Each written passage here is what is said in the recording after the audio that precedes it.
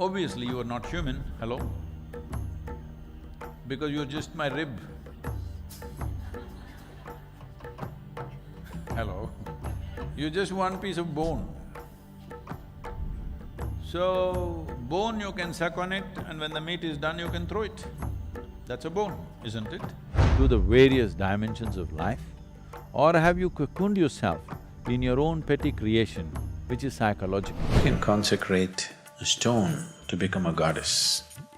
If a human being is truly willing, why can't we consecrate a human body?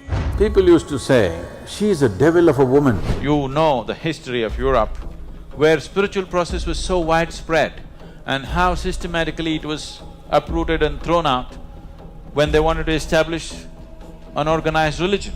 Witches who were burned are just those women who exhibited certain qualities which did not fit into the logic of that society. To convert them into true goddesses of different qualities, and people can experience them as such. We have enough people with sufficient energy, we just have to put them through certain processes to get them there. In energy, they are there. It is just that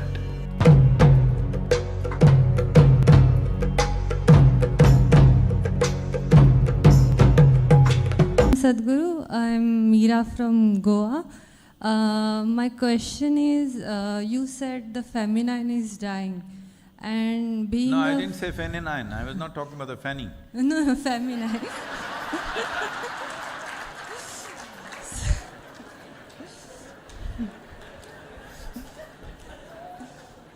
I meant feminine, M.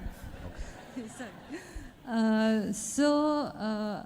My question is, what do you exactly mean by feminine? Because feminism is defined in so many ways outside that I'm, as a woman, confused. Like, what exactly is feminine now?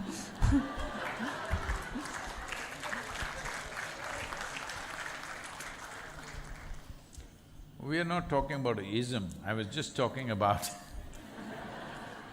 a certain aspect of creation which we are a part of. The way life has formed itself, is it true? It has happened? That's good that's good to know. So you're a natural birth for your mother.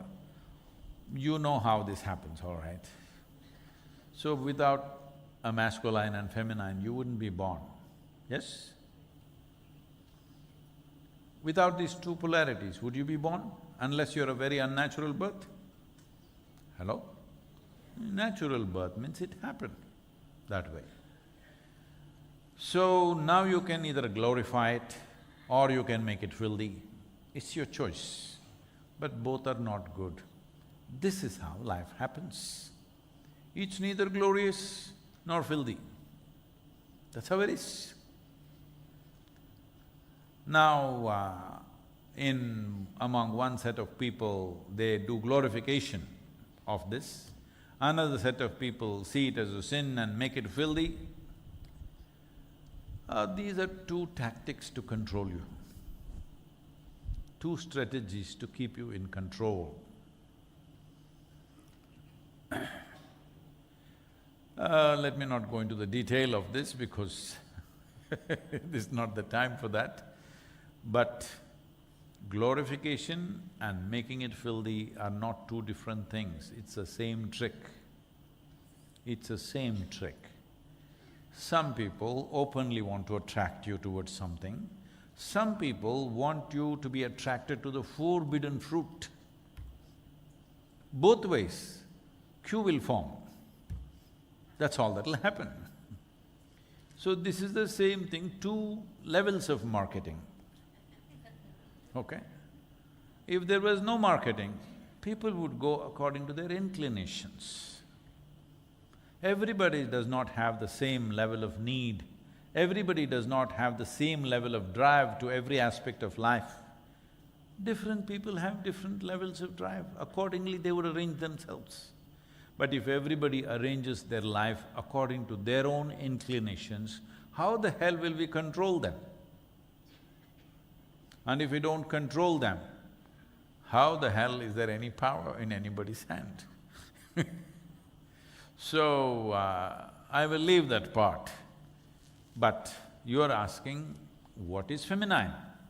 But you are connecting it to what is feminism.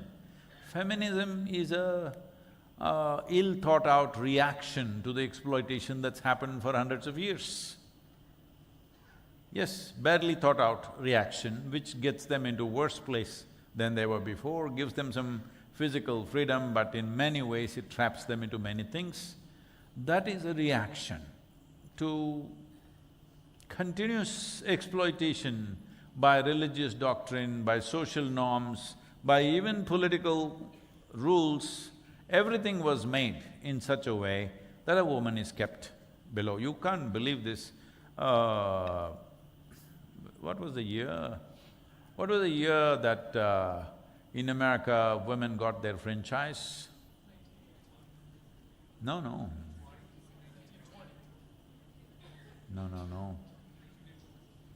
When was it?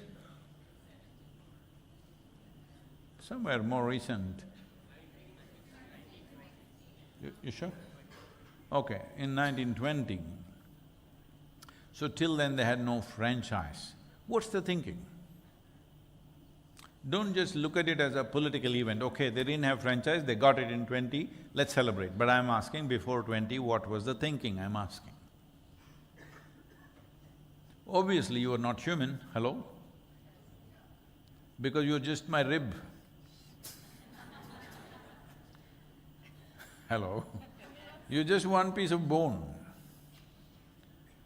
So, bone you can suck on it and when the meat is done you can throw it. That's a bone, isn't it? You know, you eat ribs? Not you, people eat ribs, all right. Rib is mostly bone, little bit flesh. So I'm saying that is the thinking. It's all coming from that level of thinking. So these things have happened because we are only looking at social dominance. We are not looking at life for what it is. When the rest of the world thought you're a piece of bone, here we thought you're a goddess, at least.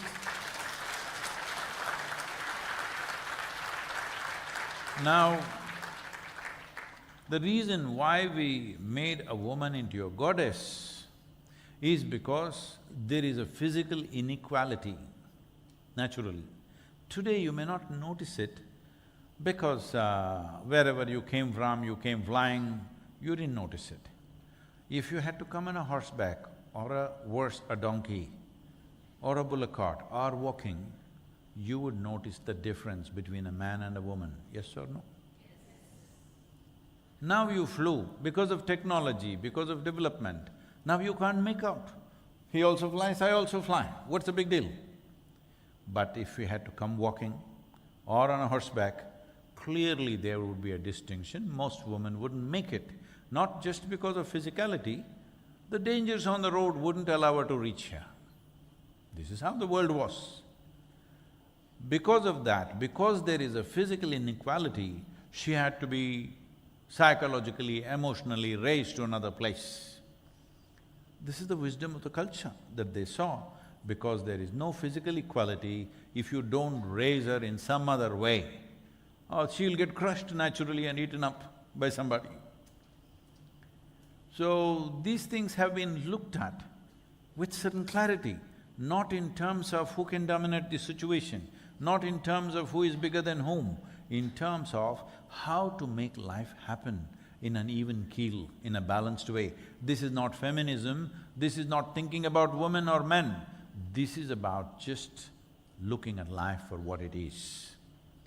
So, when I talk about feminine, I'm definitely not talking about feminism because the important thing is to look at how life can happen with least amount of friction in the best possible way, rather than thinking who is superior to whom.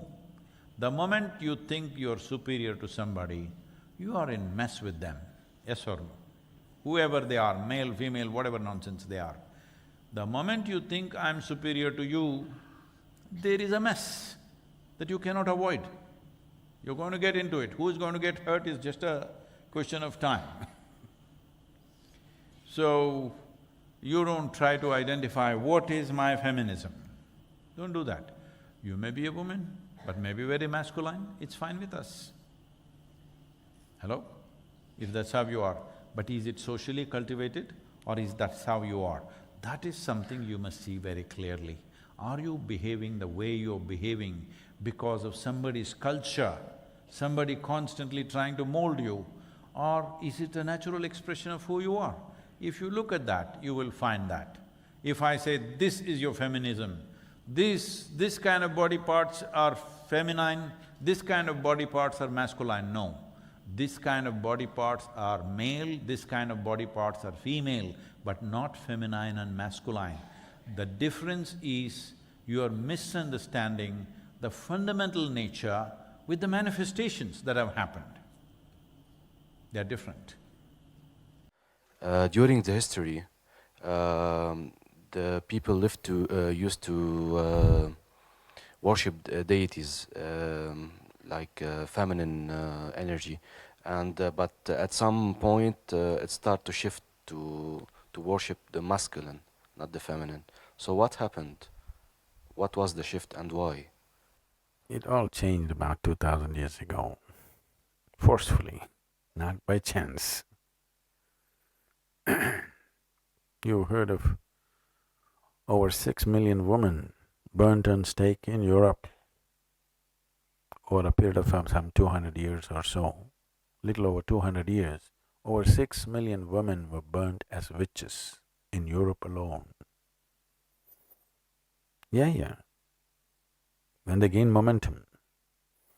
Because these are all women who had some capability. Once they have some capability, people will gather around them.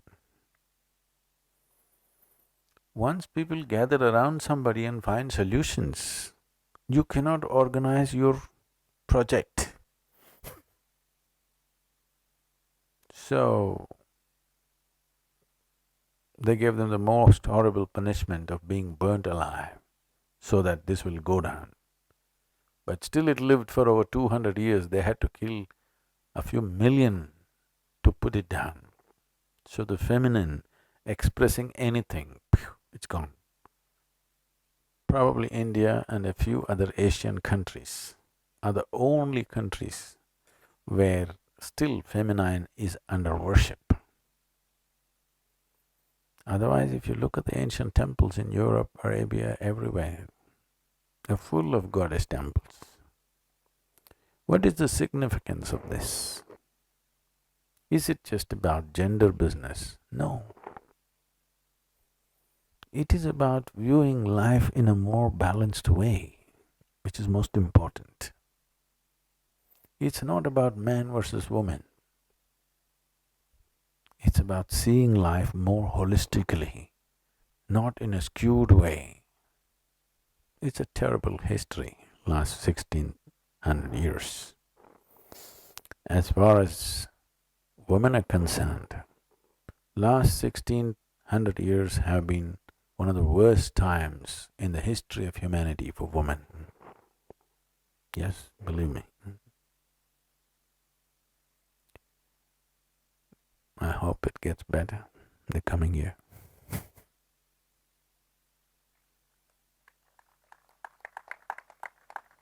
And women are not some strange creatures. They are our mothers, wives, sisters, daughters. This is what they are. They are not some strange creatures. By themselves, they would never be able to experience these things. But now, through Bhairavi, people are able to experience things, know things, achieve things which they would have never done by themselves. A whole lot of people right now who are every day in the Bhairavi sadhana through the Bhairavi yantra, you should listen to the stories, incredible. I'll tell you about a particular person. This couple just came to the ashram with one of their friends.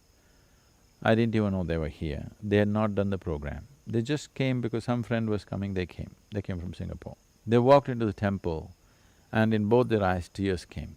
They didn't know why. They're not very religious kind or anything. They're a very modern couple.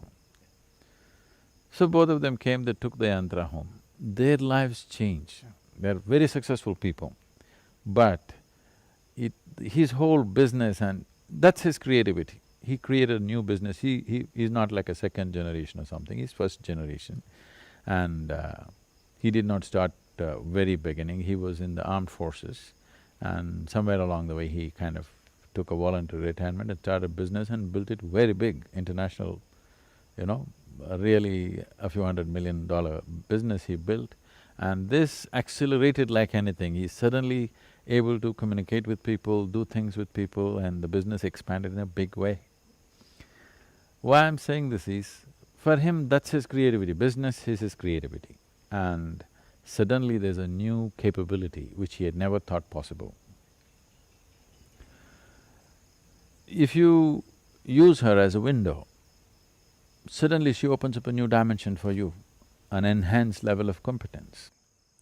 So this couple that came to the Bhairavi temple came because, here's a possibility, and maybe I have one other that I don't know, is they were here because they were supposed to be here.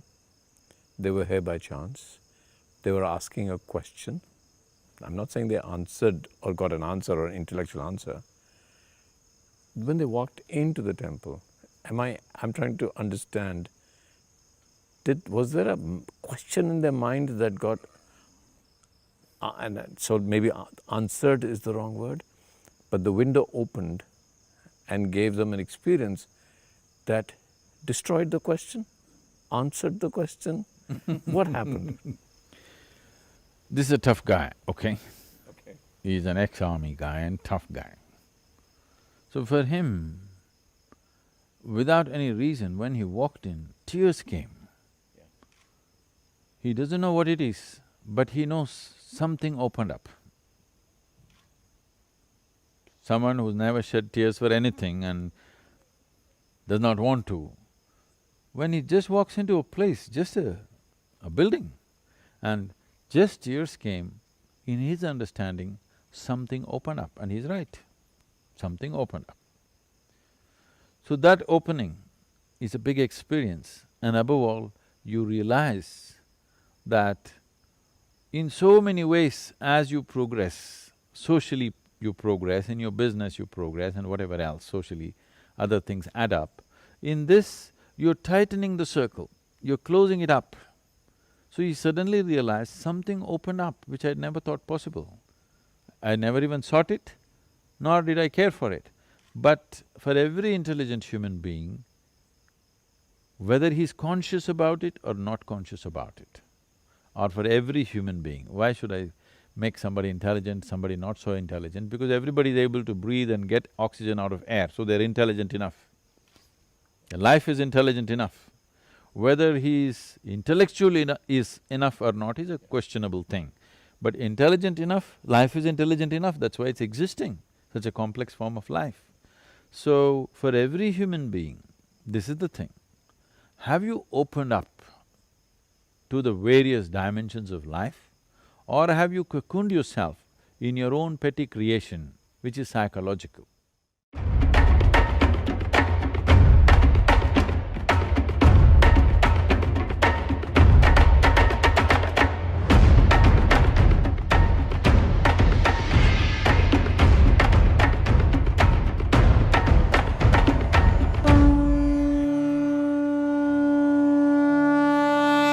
If we can consecrate a stone to become a goddess, if a human being is truly willing, why can't we consecrate a human body to become a goddess?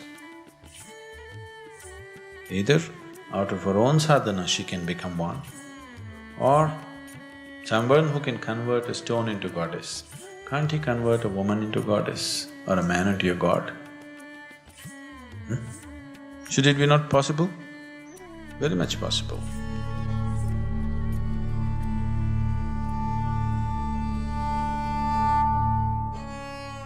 You know my great-grandmother. People used to say, she is a devil of a woman. When I saw her, she was over 100 years of age. They called her a devil of a woman not because she ever did any harm to anybody, but she had a laugh.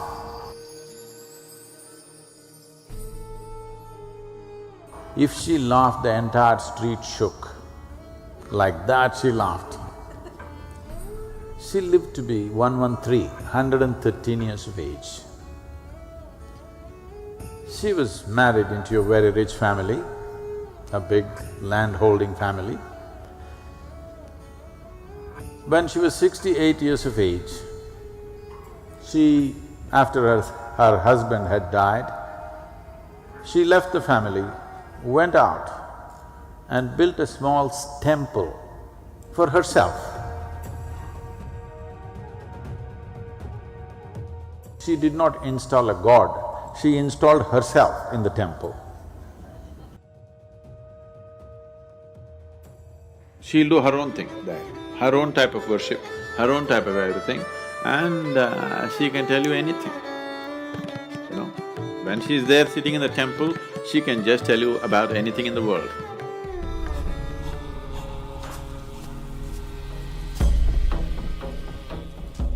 You know the history of Europe, where spiritual process was so widespread and how systematically it was uprooted and thrown out when they wanted to establish an organized religion.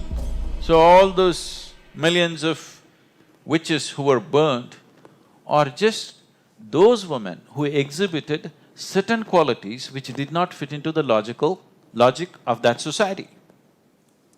My great-grandmother for sure would have been burnt as a witch. In India, they wouldn't burn, but they were afraid of her laughter. She's definitely a witch. So, we need witches. We need witches in the world. We need women who are more capable than their logic. We need men also like that. We need human beings who are capable of perceiving, understanding, experiencing life beyond the horrible limitations of logic.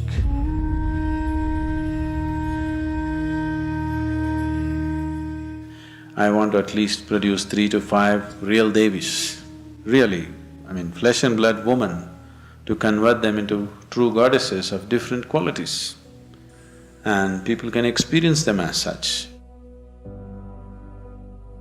We have enough people with sufficient energy, we just have to put them through certain processes to get them there. In energy, they are there.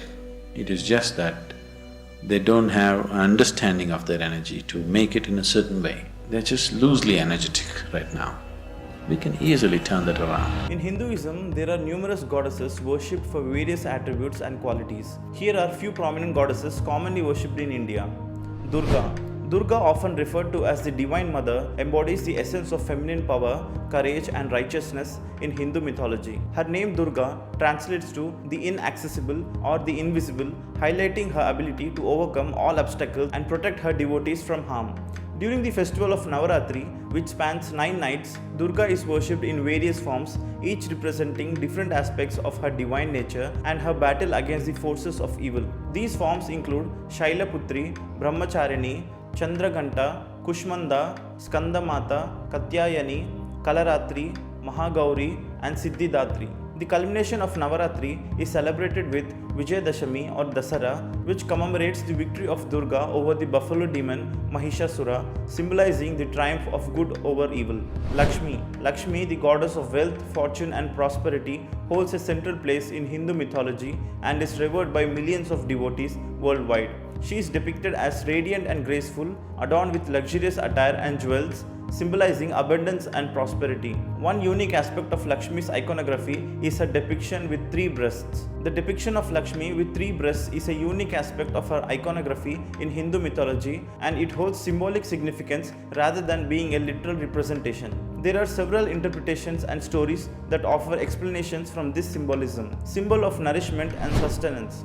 One interpretation suggests that Lakshmi's 3 breasts symbolize her role as the provider of nourishment and sustenance to all living beings. In Hindu mythology, she is often depicted as the goddess of wealth, prosperity, and abundance, bestowing material and spiritual blessings upon her devotees. The three breasts represent her ability to nurture and sustain life in its physical, emotional, and spiritual dimensions. Association with the Trinity. Another interpretation links Lakshmi's three breasts to her association with the Hindu Trinity, Trimurti, considering of Brahma, the creator, Vishnu, the preserver, and Shiva, the destroyer. Since Lakshmi is a divine consort of Lord Vishnu, who is one of the principal deities in Hinduism, her depiction with three breasts could symbolize a connection to the Trinity and her role in maintaining cosmic balance and harmony. The number 3 holds significant symbolic meaning in Hindu mythology, representing aspects such as creation, preservation, and destruction, past, present, and future, and the three gunas of nature: Sattva, Rajas, passion, and Tamas, ignorance. Lakshmi's three breasts may symbolize her association with these cosmic principles and her ability to transcend the limitations of time and space. According to Hindu mythology, when Lakshmi emerged during the churning of cosmic ocean, Samudra Manthan, she appeared with three breasts. This symbolism represents her nurturing and nourishing nature, as well as her ability to provide sustenance to all living beings. In her forearms, Lakshmi holds lotus flower, symbolizing purity and spiritual enlightenment, and gold coins representing material wealth and abundance. She is often depicted sitting or standing on a lotus flower, symbolizing her transcendence over material desires and attachment.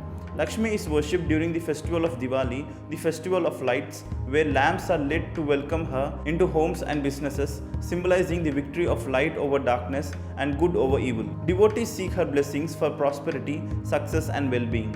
Saraswati. Saraswati, the goddess of knowledge, wisdom, learning, and the arts, embodies the pursuit of truth, creativity, and intellectual enlightenment. She is revered as the source of inspiration for poets, scholars, musicians, and artists. Saraswati is depicted with 4 arms, symbolizing her mastery over the 4 aspects of human personality: mind, intellect, alertness, and ego. In her hands, she holds a veena, a musical instrument, symbolizing harmony and creativity, a book representing knowledge and wisdom, a rosary symbolizing concentration and meditation, and a water pot symbolizing purity and the creativity energy of the universe. Her worship is particularly significant during Saraswati Puja, a festival celebrated in educational institutions and homes to seek her blessings for academic success, creativity, and intellectual pursuits.